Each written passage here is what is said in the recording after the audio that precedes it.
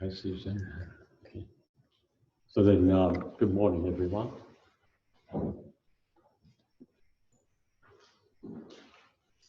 So once again, we could do that meditation. The first part focusing on the breath, and second part meditation focusing on the subject of purification, especially in relation to how Geshe was talking about those who are close to us, and he mentioned the mother, and how it is the case that very often we may forget their kindness, and in so doing then we perform these negative actions completely forgetting the kindness that may have been shown to us in the past. So then for the first part of the meditation, to use this time to bring the mind into the present moment. If you already had a method that you use, then to use that method. And if you don't, then to generate an awareness of the breath, sensation of the air passing in through the nostrils and passing out.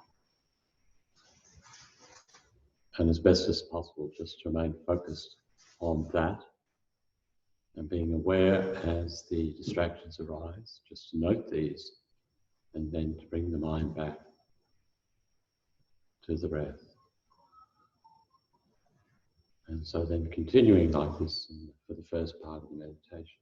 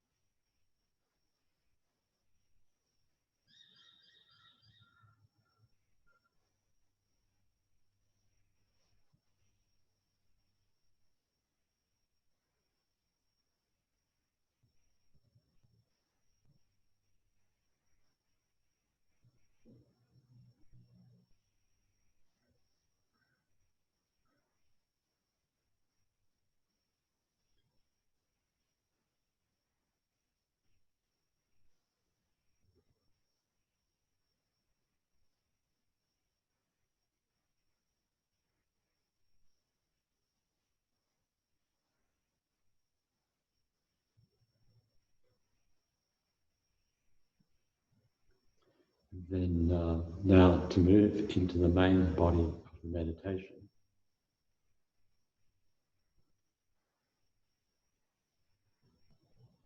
which is around the subject of purification.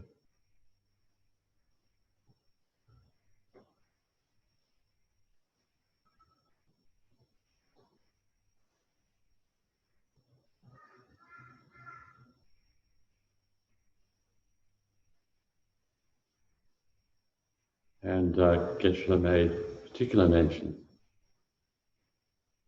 of the relationship with the mother and how it may be the case that we forget the kindness of the mother of this life.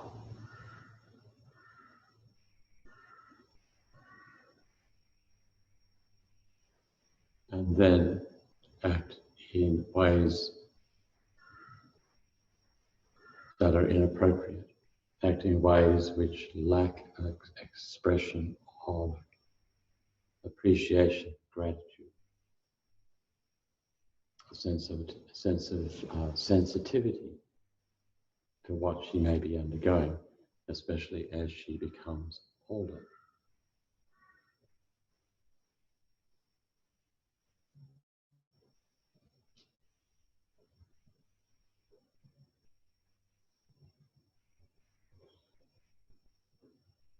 And so, of course, it is, we know in the Buddhist teachings, to emphasize, to recall to mind the kindness of the mother, how she carried us in her womb, that our body was formed from her body.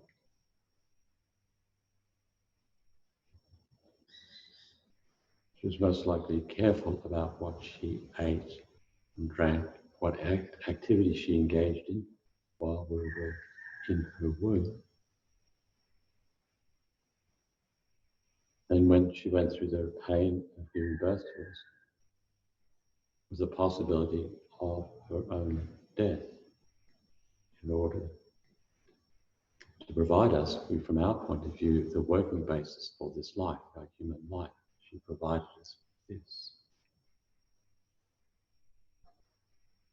And most likely it was her that acted as guardian angel to protect us for the first 2-3 years of this life, where we were pretty well totally helpless.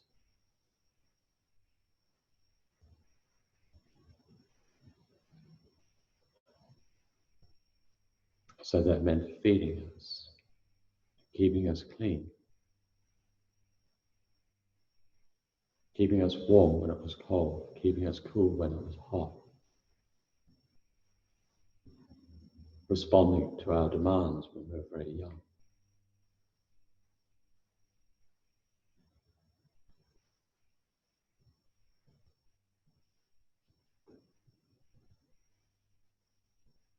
And then as we grew up, as we started to grow up, it encouraged us to talk, to stand, to crawl, to walk.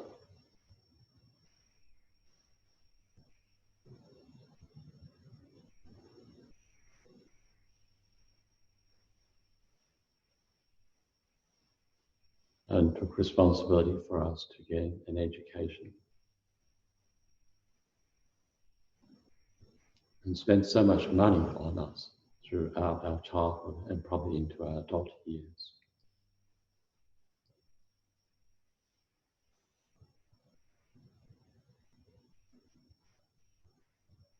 So even the concept, the idea that people feel alienated from others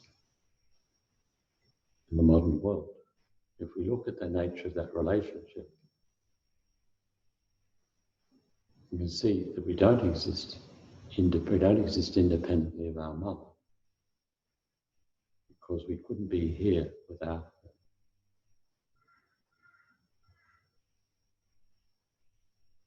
So she allows us, from this point of view, if we think about it, to allow us to have the sense of our connectedness with others, that intimate connectedness with others.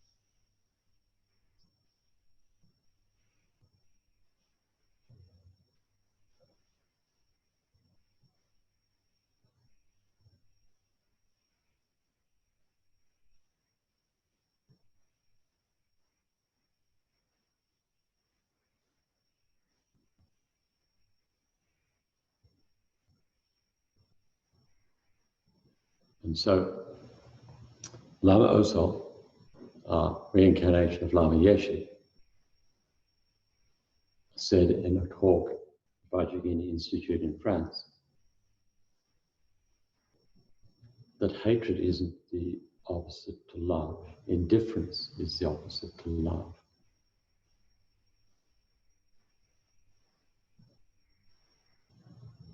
So most likely, there may be some cases where we feel hatred to the mother, but most cases not.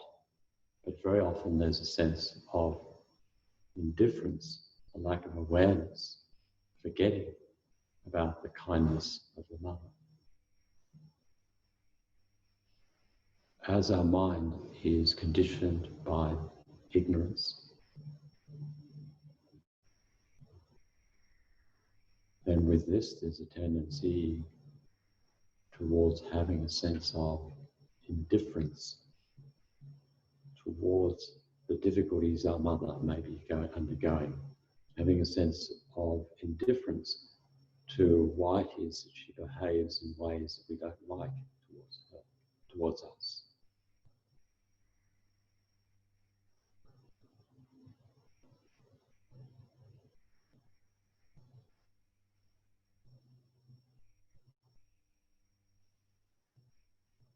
And so it can be the case, many cases you hear this, when people's parents' mother becomes old and difficult to deal with and does not want to go to nursing home, the children will say, the grown adult children will say about their mother, she's very selfish. She's not considering us. We have to look after her. Why doesn't she go into nursing home?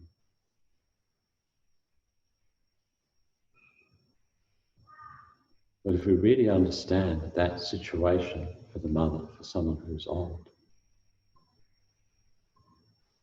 someone at old age is overwhelming them, even to the point where they say they've had enough.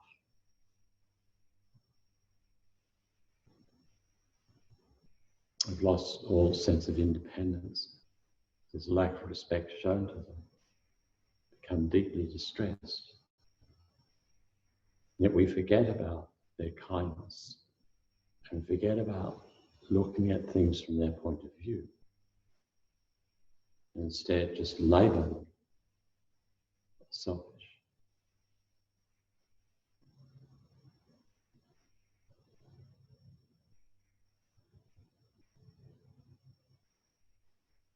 So it can be worthwhile now in this meditation to reflect over our relationship with our mother, maybe current relationship, past relationship, where we haven't really acted appropriately. To really go into your experiences where you've acted, the attitude with the mind, the speech, with the actions, in a hurtful way towards her.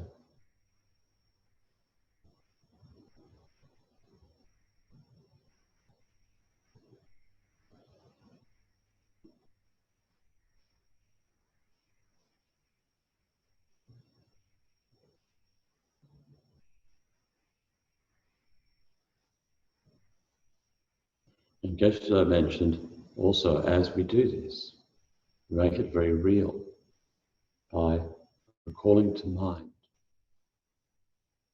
the place, the actual place where these actions, specific actions, may have taken place. There's the location and the time.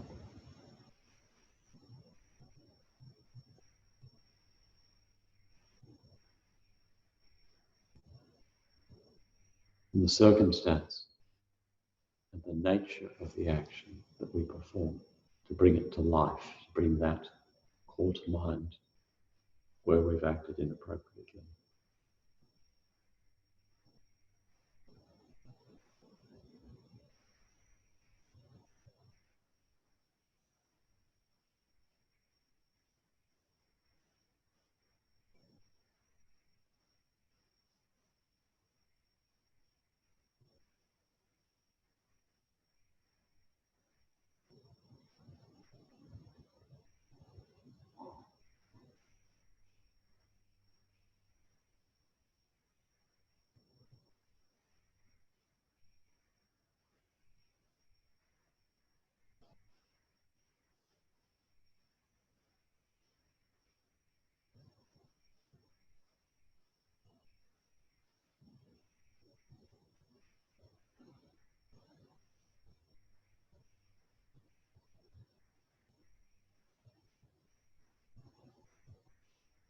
And as best as possible in this, making it very much at a deep personal level, re-experiencing those actions, but now from a point of view of wisdom and more kindness. And with the understanding that tomorrow, we think tomorrow as well, tomorrow is Sakadala, celebrates the enlightenment of the Buddha.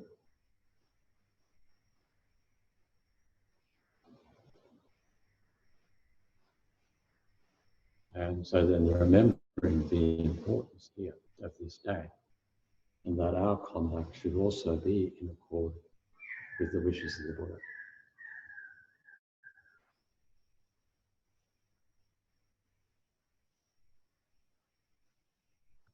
And that we should purify wherever we can those actions which are not in accord with the wishes of Buddha Shakyamuni and all our lamas.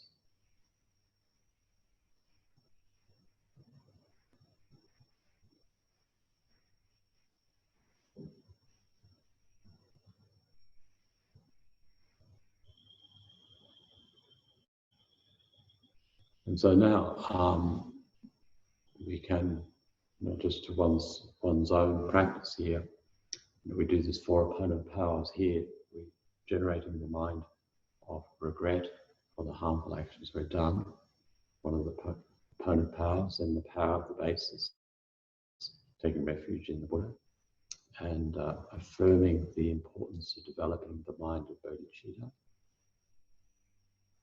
which is the heart, of course, of the teachings, the Bodhisattva's way of life, our determination to attain enlightenment in order to remove all beings from suffering. And then we engage in purification practice, the power of the antidote, visualizing the Buddha. You can visualize the Buddha and all the other holy beings. Chenrezi, lamas, whoever else, above the crown of the head. And then just spend some minutes here to silently, or to yourself anyway, recite the mantra of Buddha Shakyamuni, or who else you have connectedness, you feel for purification. To feel this purification taking place on the basis of the regret or the harmful actions you've performed in the past, particularly in relation to mother. So just continue like this for the next few minutes.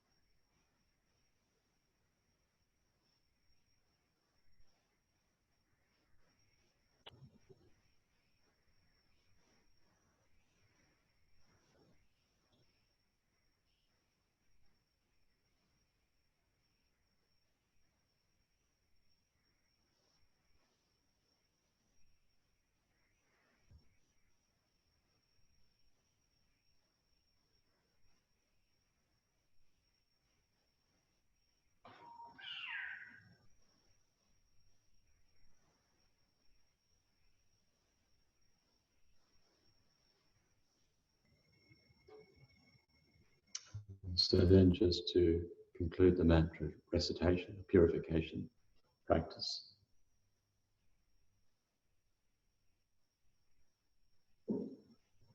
And then the last opponent power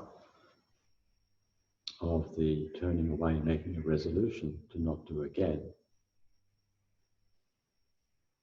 according to the circumstances and what you've generated regret about.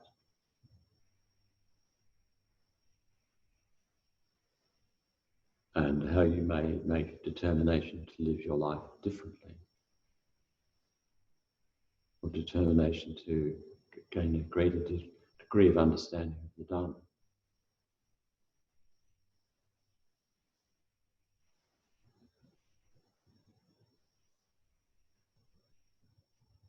But even just to live with more of a minded sensitivity as is expressed in the verses that we're receiving in the teaching, so that our conduct in the future is more in accord with the conduct of Bodhisattva.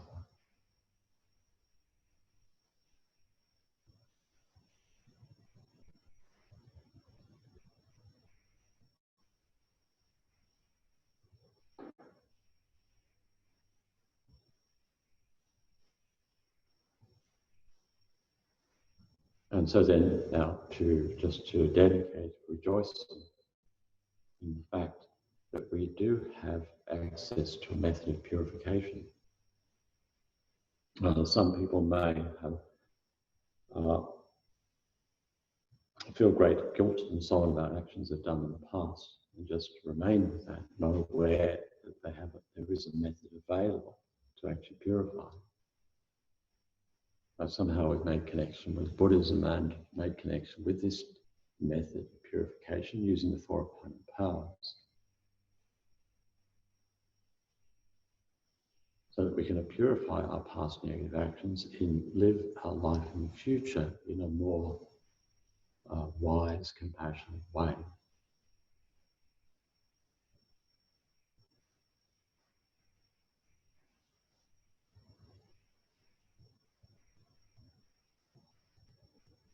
And so then one of the benefits come from doing this meditation may allow us to have the state of mind, right state of mind, in order to gain a deeper understanding of the teachings that we receive today from Geshe Sutras.